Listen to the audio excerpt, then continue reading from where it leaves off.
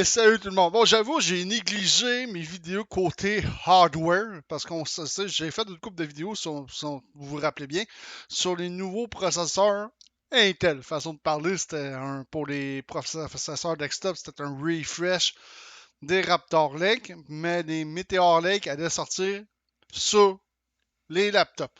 Fait que j'ai un peu négligé ce segment-là du côté AMD. Fait que de toute façon, mieux vaut tard que jamais. Fait qu'on va essayer de décortiquer des fameux Ryzen 8000 de chez AMD. Bon. Fait que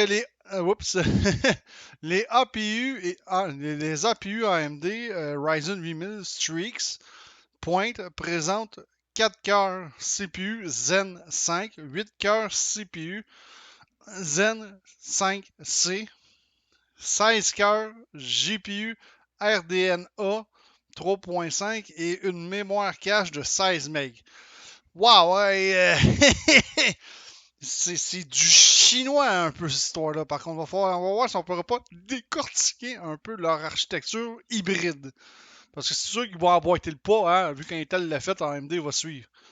Le APU Ryzen 8000 Strix Point d'AMD pourrait être relancé dans un an. Mais des informations sur leur configuration hybride de CPU Zen 5 ont fuité. Ce sont qu'il y a des fuites, hein. C'est rien d'officiel. Fait que, ok.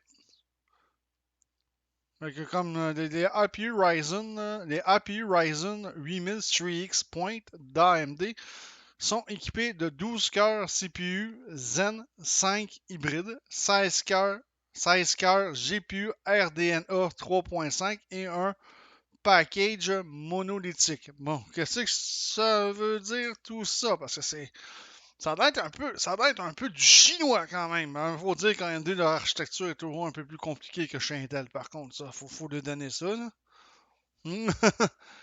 Bon, on s'attend à ce que la gamme des APU Ryzen 8000 3X Point d'AMD se décline en deux configurations. Un design monolithique et un design chiplet. Bon, les dernières informations de Golden Pig Upgrade se penchent spécifiquement sur les APU Ryzen 8000 monolithiques qui ressembleront beaucoup aux APU Phoenix 2, qui sont les premiers à avoir adopté un design de CPU hybride en implantant à la fois des cœurs Zen 4 et Zen 4C sur le même package monolithique. Bon, ok. Bon, on va voir ici. Conception double C6. 4 cœurs. Retread. 4 cœurs. Bon, ok. Puis 8 cœurs Zen 5C. Mais tu sais, ça, là, qu'on dit, normalement, c'est des trades, mais ça m'étonnerait. Hein. Mais ça veut dire qu'il y aurait 4 cœurs Zen 5 tout court, puis 8 cœurs Zen 5C. Si je comprends bien. Pour OK, et 8 cœurs plus 8 cœurs 16T. Oh boy, c'est compliqué, les affaires. Ah, l'architecture, là, c'est ouf. Ça va prendre des éclaircissements parce que je suis informaticien, là, mais là, j'ai un petit peu de misère à comprendre. Mais on va bien ça un peu. Une fois de plus, il est rapporté que les APU Ryzen 8000 3X Point d'AMD avec un design monolithique comporteront un seul CCD avec un double CCX. Ok. Ça, je ne rentrerai pas dans les termes parce que ça, c'est un peu poussé là, à expliquer. L'un de ces CCX comportera une configuration de 4 cœurs et 8 trades. OK, c'est ça qu'on voit ici. 4 cœurs, 8 trades. OK, là, c'est clair. Basé sur les cœurs de CPU Zen 5. OK, ça va être une technologie Zen 5.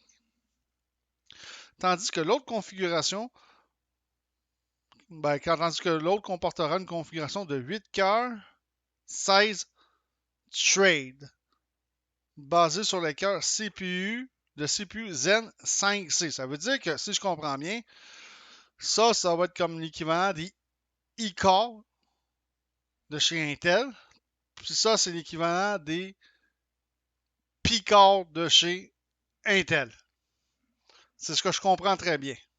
Ça veut dire qu'il va y avoir 4 cœurs et 8 cœurs avec un 4 cœurs avec 8 trades. C'est-à-dire qu'ici, il y a des trades, mais ici, ils font un peu le contraire. Ici, il va y avoir, c'est ce qu'ils disent, là, je vais juste être sûr que je ne me perds pas. Tandis que l'autre, 8 cœurs, 16 trades. OK. Ça veut dire que ça va être pour un maximum de 12 cœurs. C'est beau. C'est correct. C'est un petit peu compliqué au début. Fait que c'est ça. 12 cœurs. Fait que la première configuration, ça va être 4 cœurs, 8 trades. Plus 8 cœurs, 16 trades. Ouais, hein, ouais, ça va faire mal parce que je suis même. Tu sais, je vais aller voir pour le fun chez Intel. Bon, on va mettre le 12 000, le 13 700K. Pour le fun. C'est juste pour le fun. Je me rappelle pas si. Efficient Core.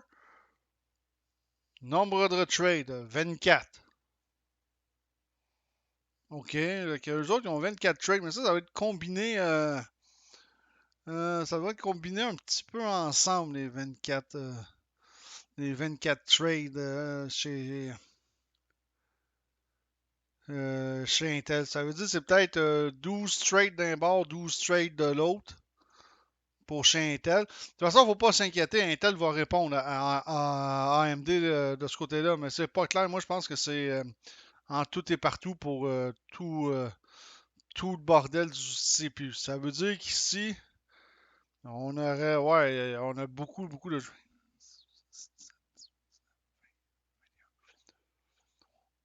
24 trades. On aurait 24 trades en tout et partout aussi pour le fameux processeur AMD. Fait que c'est la même chose euh, que chez Intel de ce côté-là. Fait qu'Intel, il peut être configuré comme 16 puis 8 d'un bord.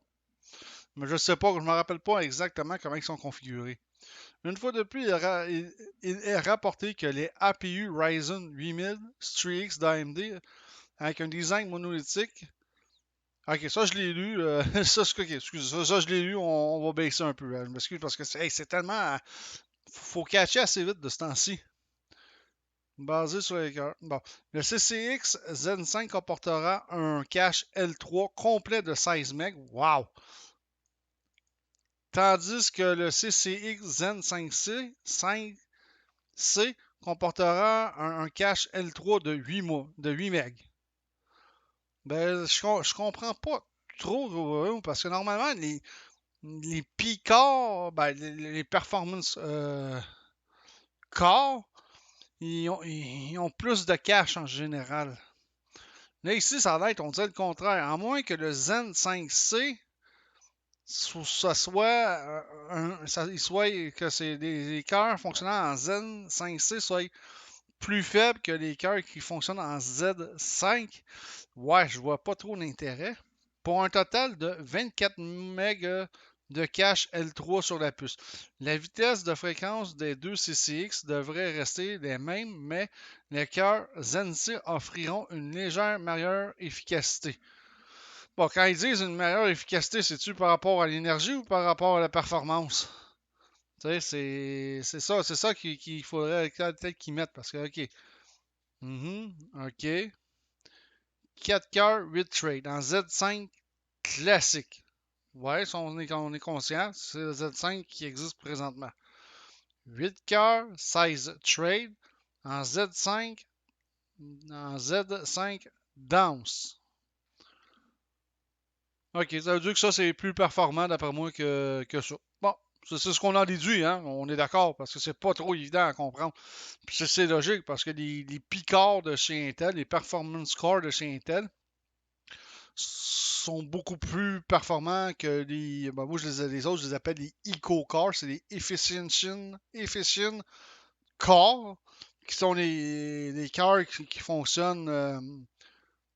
Ben, qui prennent moins d'énergie, qui sont moins puissants. Mais tu sais, qui ont quand même leur rôle à jouer de ce côté-là. Ah, OK, c'est un peu pareil comme chez Intel dans ce cas-ci. Un fait intéressant, les derniers APU d'AMD ont adopté des noms de code liés aux oiseaux.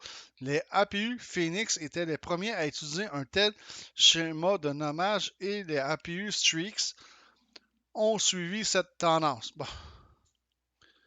Bon, pour ce qui est de la partie iGPU, les APU Ryzen 8000 Streaks Point d'AMD seront configurés avec des cœurs GPU RDNA de version sûrement 3.5 d'AMD, comprenant 8 WGP Workgroup Processor, ça j'en avais déduit, avec un total de 16 Compute Units, soit jusqu'à 1024 processeurs de flux, ce qui représente une augmentation de 33% du nombre de processeurs de flux, de flux, si on préfère. Ici, les vitesses de fréquence restent les mêmes, autour de 2.8 à 3 GHz. Nous pouvons nous attendre à une puissance de calcul FP32 de 12, c'est des teraflops, soit une augmentation de 42% par rapport au GPU intégré RDN3, le plus rapide actuel, le Radeon 780M. Bon, là, les APU, c'est ça, c'est des processeurs avec des cartes, avec des puces vidéo. Ça date pas d'hier, ce système-là. À Intel, ça fait longtemps que ça existe. Puis chez AMD aussi, ça fait quand même assez longtemps que ça existe. Un APU récemment divulgué pourrait très bien utiliser exactement la même configuration car il comporterait également 12 cœurs, 24 trades. Par ailleurs, on peut s'attendre à ce que AMD intègre ses cœurs GPU RDNA 3.5 et une gamme de ES dans la même puce, comme révèle un récent correctif LLVM qui réserve les identifiants GFX 1150 et 1151 à Streaks Point et Streaks Point Halo. Ah, j'aime bien ça. Nous avons très probablement obtenir les APU sous la forme de la série Ryzen 8050, gamme de APU Ryzen 8000. Bon, est-ce que c'est des processeurs de... Ça sonne comme des processeurs de laptop, par contre, je dois le dire. Parce que je pense pas que les processeurs desktop vont s'appeler Ryzen 8050, d'après moi. Ça va être les mêmes chiffres comme Ryzen 3800X, Ryzen 5800X, ça risque d'être sûrement le Ryzen 8800X. D'après moi, je pense qu'AMD va peut-être garder cette feuille de route-là pour ces modèles de processeurs desktop. Mais encore là, on peut se tromper. Hein? Les APU StreamX devraient arriver en 2024, ce qui indique qu'ils seront en concurrence avec les processeurs Intel Arrow Lake et leur successeur Lunar Lake d'Intel. Bon, le Lunar Lake, ça, c'est des processeurs, ça, je peux le confirmer, c'est des processeurs de laptop. Ce n'est pas des processeurs de desktop. Va également mettre en œuvre des technologies similaires telles que les cœurs hybrides, des chiplets et des cœurs graphiques améliorés au sein de sa future gamme désagrégés. Mon Dieu, c'est un mot que je n'ai pas vu souvent. Désagrégés, excusez. Ce qui promène une compétition très intéressante entre les deux adversaires, principalement dans le secteur des portables et des ordinateurs portables. Ouais, ben là, c'est ça. Là, ici, c'est vraiment pour des ordinateurs portables. Ce qui est question ici. C'est pas pour les desktops. Vraiment pas. Fait que, ouais, c'est un peu compliqué, c'est un peu flou. Puis, moi, je pense pas qu'il va y avoir beaucoup d'informations tant que ça qui va leaker parce que généralement, les nouveaux processeurs sortent tout le temps à l'automne. Puis, comme ils ont prévu de sortir ces nouveaux processeurs-là en 2024, je m'attends à ce que ces processeurs-là, du côté d'Intel et de chez AMD, vont sortir en 2024. Je m'attends pas à ce que ça sorte. Je m'attends plutôt, c'est sûr qu'ils vont sortir en 2024. Je vais rectifier le tir. Ils vont plutôt sortir à l'automne 2024. Fait que je suis pas certain qu'on va avoir beaucoup d'informations de ce côté-là de la part de AMD. On n'aura pas beaucoup d'informations non plus de la part de Intel, vu que tout ce qui est nouvelle génération de processeurs, ça a été retardé pour l'an prochain de ce côté-là. Et c'est un bon move de AMD aussi parce que vu qu'Intel ne sort pas grand-chose cette année, pourquoi qu'AMD aurait sorti quelque chose de nouveau? AMD va sûrement faire ce qu'il fait de mieux. Il va sûrement sortir ses Ryzen 7000 avec la mémoire 3D V-Cache. Ça va être les refresh des Ryzen 7000 pour cette année. Il n'y aura pas vraiment de nouveaux processeurs, mais quand même, c'est assez intéressant. Ça va quand même assez bien. J'ai testé le Ryzen 5800X avec la mémoire 3D V-Cache. Ça va quand même très très bien comme processeur. Je m'attends à ce que sur la série 7000, ça aille aussi bien que sur la série 5000.